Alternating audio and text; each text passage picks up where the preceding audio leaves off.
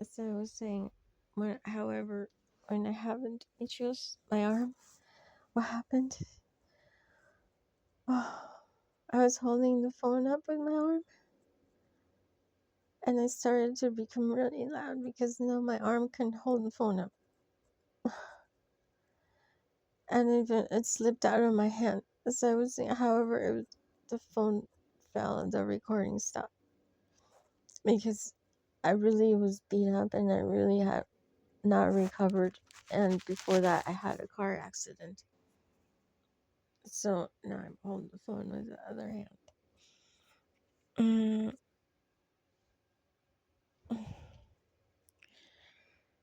I feel as if I have to be pretty on video while in this dim light that I may dim myself because bright lights are blinding. Anyway,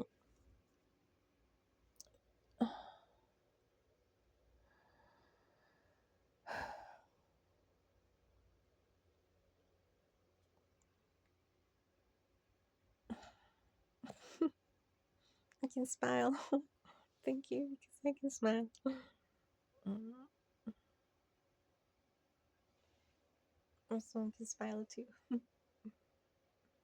Mm, I don't know where we're going to live. I don't know where we're going to live.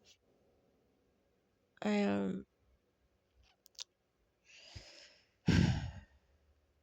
I feel very awkward here. Don't exit the room, not even to the front door, because I have tried to file a report against my sister's biological father, against my mom's husband. Like I was saying, my mom was hurt in her room, and then with him psychologically approaching me because I don't physically go near him, my sister's biological father, my mom's husband, Joel Reese. I don't even open the front door, the door to my room, sometimes unless my son is with me or my mom is near. I don't go to the laundry area. So Wednesdays and Thursdays were supposed to be the days that I wash, and because I have like a restraining order against my mom's husband, although not filed, though I still have to be in this residence, I don't go in the yard if I know that my mom's husband is on the property because he has been aggressive, sexually aggressive towards me, harassing.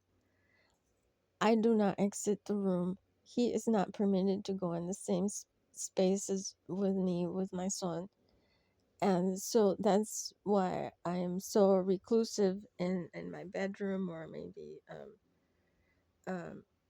yeah, the cause of some frustration out there where some people felt like they could psychologically maneuver my body to seemingly casually or accidentally go near someone, although it's somewhat pre-planned, and then I don't, my body is not there like they had, pre-plotted, and so then they get angry, and my level of standing up, sitting down, walking this distance, this short distance or far distance varies every day according to how I'm how I'm feeling, what I've eaten, or if I've been able to sleep enough. And people realize that if they keep me from sleeping, they keep me from being able to like get out of my pajamas when I go outside. Um, or like put makeup on. Like sometimes I just was forced outside in a very like unprepared fashion, where I had to impromptu a portable dressing room so that I could urinate. Um, because I'm so sick in my endometriosis, I have frequent bladder, issues, and with them not being clear about payment, with me not being able to plan my days, um, I find myself going to the bathroom in a portable dressing room, for privacy, so I'm not urinating in public. And so I'm asking to communicate effectively about the next time that they'll feel like I should be just feels like I'm just thrown outside, like without my apple, without my wheelchair sometimes, without um money, without a bed, so this happening so much. Like, I've already acquired a portable dressing room for the peeing, and I had to do that the other day. um my son went for Christmas. He went to his dad's for Christmas, so I had to take my portable dressing room so I could pee in there. And so that's really, yeah, I mean, uncomfortable. I wish that we could live in a different house, where what was I saying earlier? What was becoming something? Someone doesn't communicate with me clearly. Everything is guess, guess, guess, guess this a solution, guess that. Besides, the 211 tells me that my son could call at 8:30 in the morning for a different place to sleep. I could, my mom could, my sister, any adult, or any adult with children can call. Oh no, wait, no, no. That specific number they gave me is only for adults without children that I have saved. Um, so that's the best response I get is from agency folk from 211 that give me a different number. Somebody doesn't tell me directly, like not my mom nor my sister nor anybody, oh, this is how we get payment for this place, or this is, yeah, how much you should pay, this is how much we owe. Someone will not directly tell me. Only 211 says,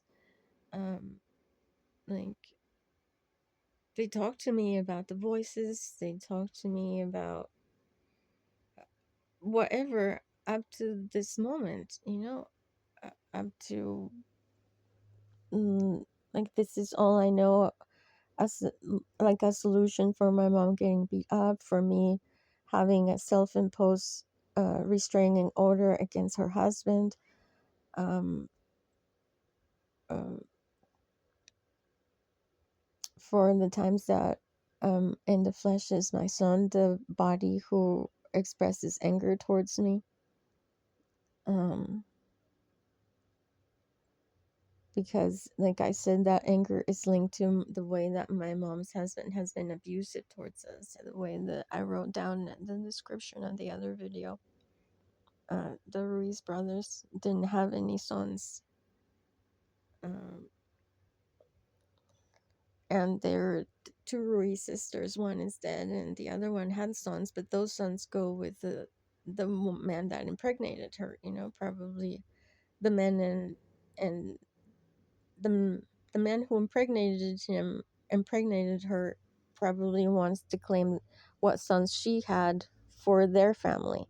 And so this is why I feel the reason is that 2008 was too late for someone to give attention uh, to our situation and trying to impregnate me. My son's dad came crying for a wedding signature. In my case, because my brain is different, they're really focused on my family and like how my family is doing, and like, oh, we'll increase her family. And so they're increasing my family by 2008 was too long. I should have been impregnated sooner so as not to be so feel so endangered, with the difference in men and women. And anyway, so now one of the sisters is dead, and the other sister, yeah, I don't know, what is her name? Araceli, maybe? Anyways, yeah, she's been across the border all. Oh no, she was in a photograph here. Huh. Anyway, um, I'm not close to the Ruiz family. My sister has not been close to me either, so much, except that, she speaks English. My mom doesn't. So, um, I love my mom. Uh, I don't know how else to help her besides I posted her photos of her getting hurt, of her being hurt, and the website says the same, like of her husband's being bad to her, although she doesn't want to admit, because, well, what would she do for a living? It's like, you have to be someone's wife for a living, and then, yeah, if for a living the husband wants to have interest in your child, like, I don't know. And then there was like, well, if the child responds favorably, it's like, oh, we could be a family. Mom, I'll never be a family with him like that. No way. But that's where the issues started with me, with my family life. So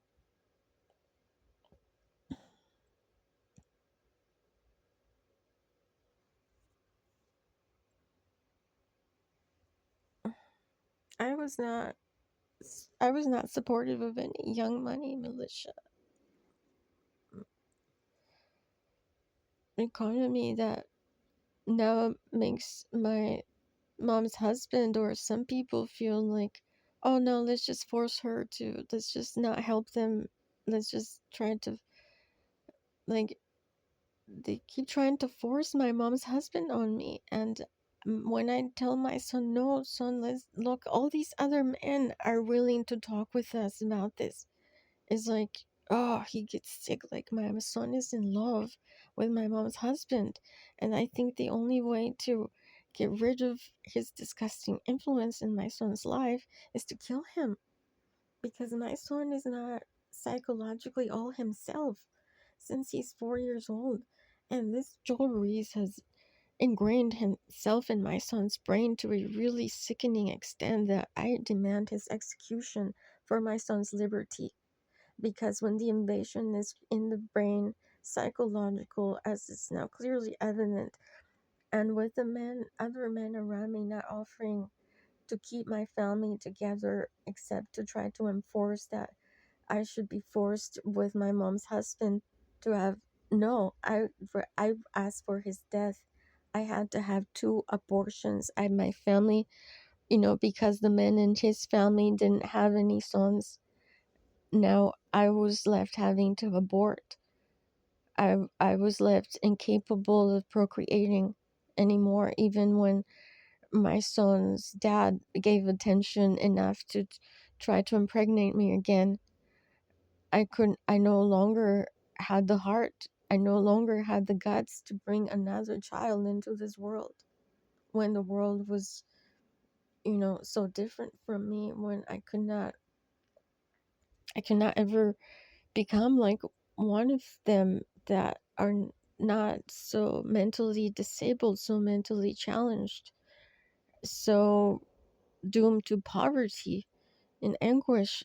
Like, sincerely, others have recognized that we're not machines. Although we are objectified, we're not machines. We're people that have real suffering and real connection to others who will simply give us their ear for, oh, now I've taken